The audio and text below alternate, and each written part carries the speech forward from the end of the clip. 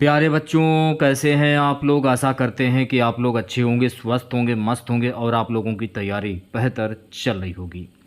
तो फाइनली आप लोगों का एसएससी सीजीएल का 23 सितंबर का सेकंड शिफ्ट का एग्ज़ाम हो गया है। 23 सितंबर सेकंड शिफ्ट में पूछे गए सभी क्वेश्चंस इस वीडियो में डिस्कस करेंगे। तो इस वीडियो को पूरा ज़रूर देखें। वीडियो अच्छा लगे तो प्लीज़ वीडियो को लाइक और शेयर ज़रूर करें। और जो भी हमारे नए बच्चे हैं, जिन बच्चों ने चैनल को सब्सक्राइब नहीं किया है, तो प्लीज़ चैनल को सब्सक्राइब, नोटिफिकेशन बेल ऑन करना ना भूलें। देख लेते हैं एसएससी सीजीएल की 23 सितंबर की द्वितीय पाली में कैसे क्या प्रश्न पूछे गए हैं। तो पहला प्रश्न देखिए, पूछा गया था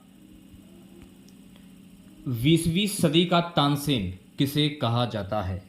तो मेरे प्यारे साथियों, 20वीं सदी का तानसेन उस्ताद बड़े गुलाम अली खान को कहा जाता है। उस्ताद बड़े गुलाम अली खान की अगर हम बात करें तो गुलाम अली खां प्रतिभाशाली संगीत अब तक के सबसे प्रसिद्ध ठुमरी गायकों में से एक थे, जिन्होंने पटियाला घराने को अपनाया था। तो ये किस घराने से संबंधित थे?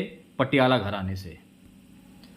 बड़े गुलाम अली खां साहब का जन्म 2 अप्रैल 1902 को पाकिस्तान पंजाब के मशहूर शहर लाहौर के पास स्थित गांव केसुर संगीतकारों के परिवार में हुआ था। तो ये भी फैक्ट आपको ध्यान में रखना है। हो सकता है कि आने वाले शिफ्टों में आपसे ये पूछ लिया जाए कि गुलाम अली खां का जन्म कहाँ पर हुआ था। तो आपको याद रखना है, पाकिस्तान पंजाब के मशहूर शहर लाहौर में हुआ था। दूसरी बात, इन्हें 1962 में संगीत नाटक अकादमी पुरस्कार और पद्म भूषण से सम्मानित किया गया था। तो ये सारे फैक्ट जो हैं आपको ध्यान में रखने हैं। कुछ और भी महत्वपूर्ण फैक्ट हैं, उनके बारे में जान लेते हैं।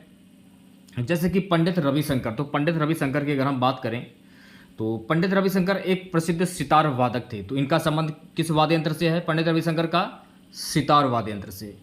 वह एक भारतीय संगीतकार और संगीतज्ञ भी थे, जिनका जन्म 7 अप्रैल 1920 को हुआ था। तो ये भी आपको ध्यान में रखना है। उन्हें पद्म भूषण, पद्म विभूषण, भारत रत्न और ग्रैमी पुरस्कार जैसे प्रतिष्ठित पुरस्कारों से सम्मानित किया गया था। तो ये भी फैक्ट आपको ध्यान में रखना है। अब बात करेंगे पंडित जसराज की। तो पंडित जसराज जो थे, अगर आपसे पूछ लिया जाए कि पंडित जसराज जो हैं ये किस गायक से संबंधित है, तो ये शास्त्रीय गायक थे। और ये किस घराने से संबंधित है? तो मेरे प्यारे साथियों, ये मेवाती घराने से संबंधित थे। तो ये भी आपको ध्यान रखना है। भारतीय शास्त्रीय संगीत में उनके योगदान के लिए इन्हें पद्म भूषण और पद्म विभूषण से सम्मानित किया जा चुका है। अगर हम बात करें उस्ताद जाकिर हुसैन की, तो उस्ताद जाकिर हुसैन एक तबला वादक, संगीतकार, ताल वादक और संगीत का निर्माता हैं। अगर आपसे ये प्रश्न पूछ लिया जाए पेपर में कि उस्ताद जाकिर हुसैन का संबंध किस वाद्य यंत्र से है? तबला वाद्य यंत्र से। तो ये भी आपको ध्यान रखना है। 1988 में जाकिर हुसैन को पद्मश्री से नवाजा गया था और 1990 में संगीत नाटक अकादमी पुरस्कार से भी इन्हें सम्मानित किया गया था। तो ये भी आपको ध्यान रखना है। उस्ताद अब्दुल करीम खान की अगर हम बात करें तो ये एक भारतीय शास्त्रीय गायक थे, जिन्होंने अपने चचेरे भाई अब्दुल वाहिद खान के साथ शास्त्रीय संगीत के किराना घराने की सह स्थापना की थी। अगर आपसे पूछ लिया जाए कि उस्ताद अब्दुल करीम खान का संबंध किस घराने से है, तो किराना घराने से है। अगर हम बात करें उस्ताद आमिर खान की, तो उस्ताद आमिर खान अब तक के सर्वश्रेष्ठ और सबसे प्रभावशाली हिंदुस्तानी शास्त्रीय गायकों में से थे।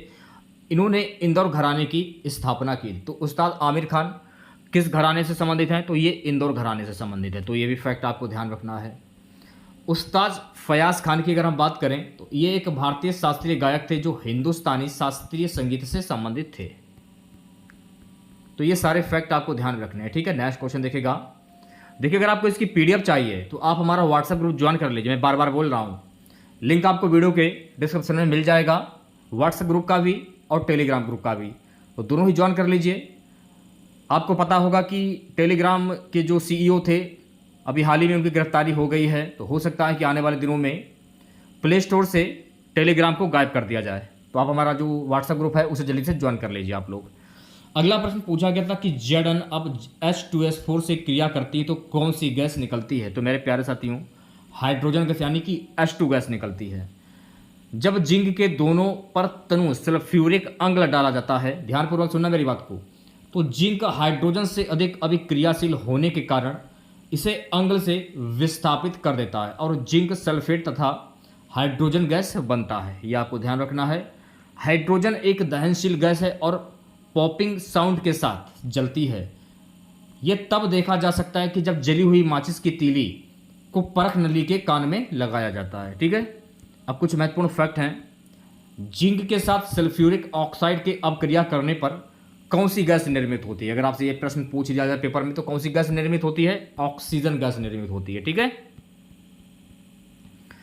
नेक्स्ट क्वेश्चन पूछा गया था मेरे प्यारे साथियों, 1929 में पूर्ण स्वराज की मांग किसके द्वारा की गई? तो मेरे प्यारे साथियों 1929 में पूर्ण स्वराज की जो मांग है ना, जवाहरलाल नेहरू के द्वारा की गई थी।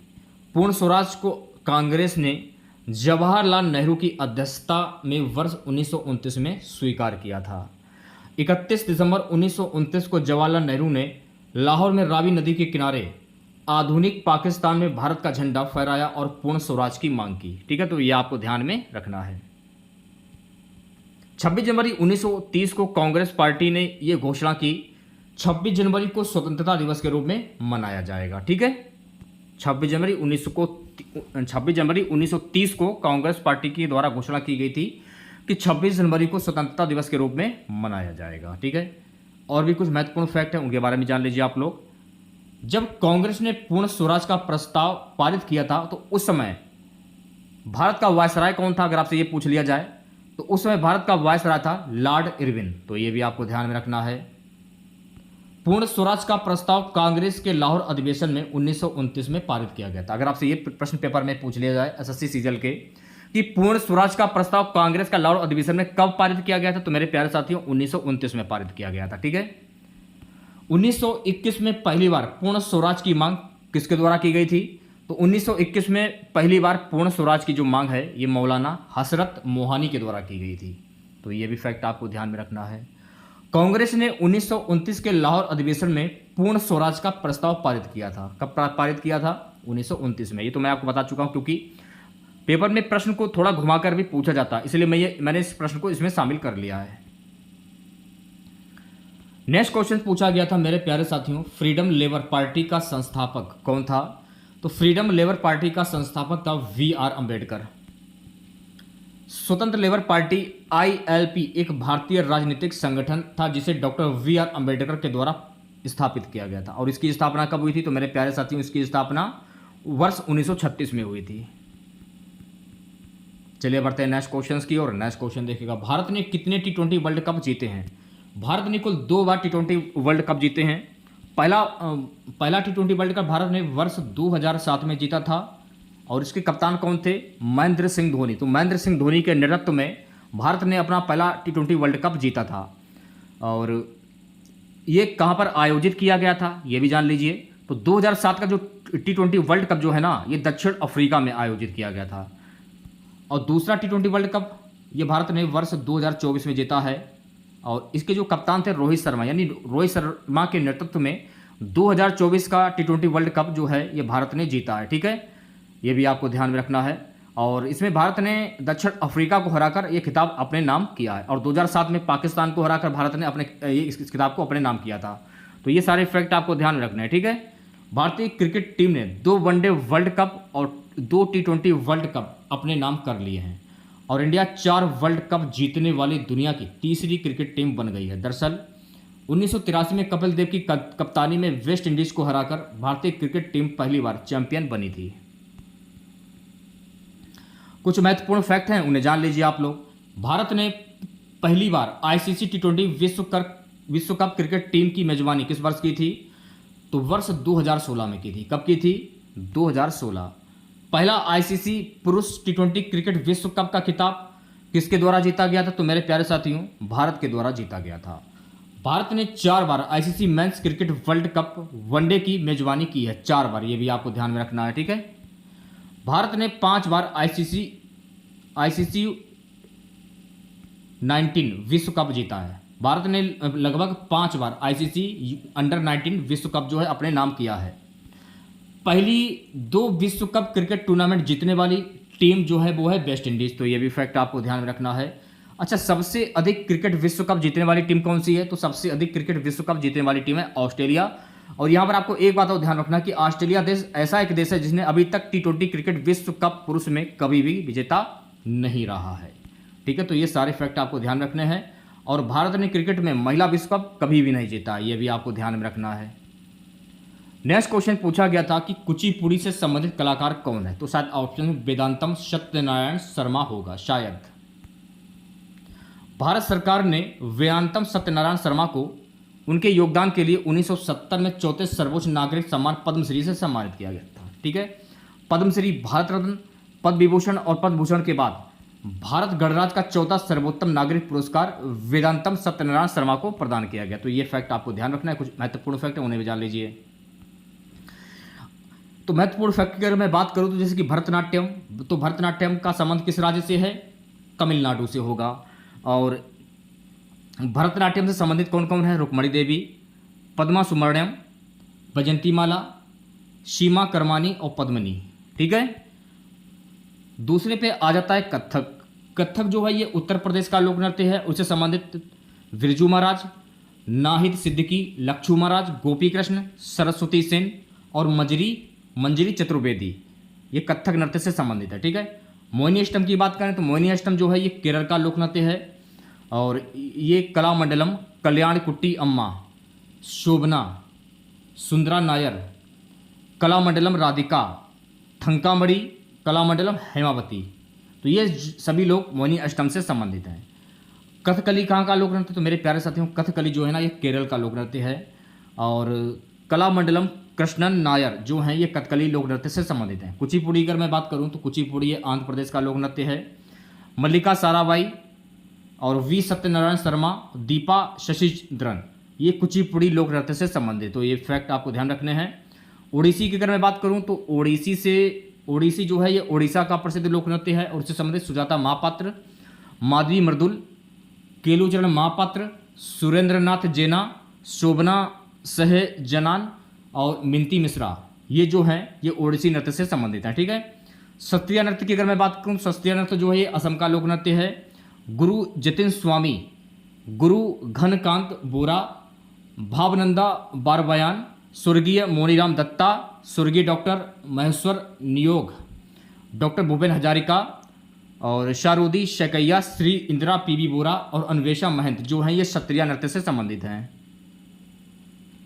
मणिपुर नृत्य कहाँ का लोक नृत्य, तो मणिपुर या जागोई जो नृत्य ये मणिपुर का लोक नृत्य है, मणिपुरी नृत्य या जागोई, और इससे संबंधित गुरु विपिन सिंह, दर्शना झावेरी सिस्टर्स, देवजानी चालिहा और अमला शंकर, ये मणिपुरी नृत्य या जागोई नृत्य से संबंधित है। तो ये सारे फैक्ट आपको ध्यान में रखने हैं। देखिए इसकी पीडीएफ आपको हमारे व्हाट्सएप ग्रुप पर मिल जाएगी, जल्दी से ज्वाइन कर लीजिए आप लोग, और हमारा टेलीग्राम भी ज्वाइन कर लीजिए, वहाँ पर भी आपको पीडीएफ मिल जाएगी। गंगा की सहायक नदी कौन सी है, तो मेरे प्यारे साथियों गंगा की सहायक नदी है सोन नदी, यमुना और गोमती, गंगा की सहायक नदियाँ हैं। सोन नदी और यमुना और गोमती ये गंगा की सहायक नदियाँ हैं, तो ये भी आपको ध्यान रखना है। गंगा की अन्य सहायक नदियाँ कौन कौन सी हैं, अलकनंदा, रामगंगा, काली घाघरा, गंडक और कोसी। कुछ महत्वपूर्ण फैक्ट उन्हें जान लीजिए आप लोग। गंगा की सबसे बड़ी दक्षिणी सहायक नदियों में से कौन सी एक नदी है, वो है सोन नदी, और ये सोन नदी जो है मध्य प्रदेश राज्य से उत्पन्न होती है। सोन नदी गंगा की दाईं ओर की सहायक नदी है, यह भी आपको ध्यान रखना है। और यमुना जो है ये गंगा नदी की बाएं तट की सहायक नदी नहीं है, तो ये भी आपको ध्यान रखना है। सो गाइस नेक्स्ट क्वेश्चन पूछा गया था कि अनुच्छेद 124 से 147 ये किससे संबंधित है। ये संविधान के भाग 5 में अनुच्छेद 124 से लेकर 147 तक इस न्यायालय के गठन, शक्तियों और न्याय प्रक्रिया का उल्लेख है। वर्तमान सुप्रीम कोर्ट में भारत के मुख्य न्यायाधीश सहित 34 न्यायाधीश है, ये फैक्ट आपको ध्यान रखना है। और वर्तमान में न्यायमूर्ति कौन है, शरद अरविंद बोबडे, ये भारत के 47वें मुख्य न्यायाधीश हैं और इन्होंने श्री रंजन गोगोई का स्थान लिया है। तो ये कुछ छोटी छोटी बातें हैं, इन्हें आपको ध्यान रखना है, महत्वपूर्ण फैक्ट जान लीजिए। भारत के सर्वोच्च न्यायालय में न्यायाधीशों की सदस्य संख्या बढ़ाने की शक्ति किसमें निहित है, संसद में निहित है, ये आपको ध्यान रखना है। भारतीय संविधान का 124 अनुच्छेद ये किससे संबंधित है, तो ये सर्वोच्च न्यायालय से संबंधित है। सर्वोच्च न्यायालय के अधिकारियों और सेवकों की नियुक्तियां किसके द्वारा की जाती है, भारत के मुख्य न्यायाधीश के द्वारा, तो ये भी फैक्ट आपको ध्यान में रखना है। ठीक है, सो गाइस नेक्स्ट क्वेश्चन पूछा गया था कि 1930 में कांग्रेस अधिवेशन के अध्यक्ष कौन थे। 1930 में कांग्रेस अधिवेशन के अध्यक्ष थे जवाहरलाल नेहरू। कुछ महत्वपूर्ण फैक्ट उन्हें जान लीजिए। भारतीय राष्ट्रीय कांग्रेस ने लाहौर कांग्रेस अधिवेशन 1929 में पूर्ण स्वराज पूर्ण स्वतंत्रता को अपना लक्ष्य घोषित किया था। लाहौर कांग्रेस अधिवेशन के अध्यक्ष कौन थे? जवाहरलाल नेहरू थे, जिन्होंने 1929 में पूर्ण स्वराज की मांग को औपचारिक रूप दिया था। तो ये भी फैक्ट आपको ध्यान में रखना है। पूर्ण स्वराज का प्रस्ताव कांग्रेस का लाहौर अधिवेशन 1929 में पारित किया। कब पारित किया गया था? लाहौर अधिवेशन 1929 में। पूर्ण स्वराज या प्रस्ताव कांग्रेस का पूर्ण स्वराज का प्रस्ताव कांग्रेस का लाहौर अधिवेशन 1929 में पारित किया गया था। पूर्ण स्वराज की मांग ये लाहौर अधिवेशन में कांग्रेस में की गई थी। यह भी फैक्ट आपको ध्यान में रखना है। जब कांग्रेस ने पूर्ण स्वराज का प्रस्ताव पारित किया था तब भारत का वायसराय कौन था? Lord Irwin. कांग्रेस ने 1929 के लाहौर अधिवेशन में पूर्ण स्वराज का प्रस्ताव पारित किया था। तो ये सारे फैक्ट आपको ध्यान में रखने हैं, ठीक है। तो अगर आप लोगों को वीडियो अच्छा लगा हो तो वीडियो को लाइक कीजिएगा यार। क्या कर रहे हैं आप लोग, वीडियो को लाइक नहीं करते हो। मैं बार बार बोल रहा हूं, अगर आपको इसकी पीडीएफ चाहिए तो आप हमारा टेलीग्राम जो चैनल है उसे ज्वाइन कर लीजिए। लिंक आपको वीडियो के डिस्क्रिप्शन में मिल जाएगा। टेलीग्राम बंद हो जाएगा तो व्हाट्सएप ग्रुप भी ज्वाइन कर लीजिए आप लोग। जल्दी से जल्दी, ज़्यादा से ज़्यादा। व्हाट्सएप ग्रुप का लिंक मैंने वीडियो के डिस्क्रिप्शन में दे दिया, जल्दी से ज्वाइन कर लीजिए आप लोग। तो मिलते हैं नेक्स्ट वीडियो के साथ। चैनल को सब्सक्राइब नहीं किया है, चैनल को जरूर सब्सक्राइब करें।